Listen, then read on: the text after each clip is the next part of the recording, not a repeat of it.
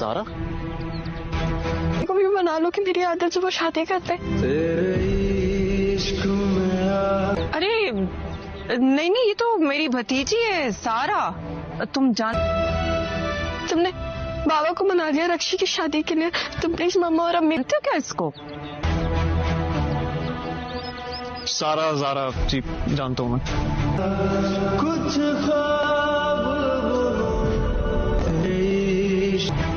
मैं तुमसे मदद मांग रही हूँ, मेरी आदत से शादी करवा दो। अस्सलाम वालेकुम।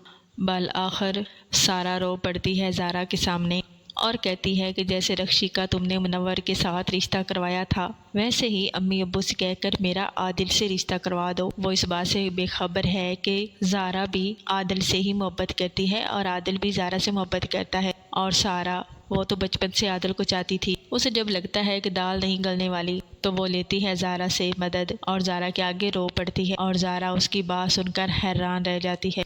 अब क्या करेगी ज़ारा?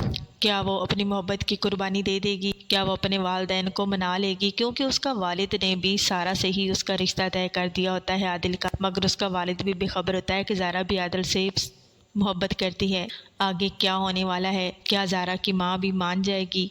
ये जानने के लिए बने रहे चैनल के साथ। चैनल को कर दे सब्सक्राइब, बेल आइकन को ज़रूर प्रेस करें ताकि नई वीडियोज़ आप तक पहुँचती रहें। लाइक शेयर ज़रूर करें और अपने प्यारे कमेंट ज़रूर दीजिए। अल्लाह हाफिज़।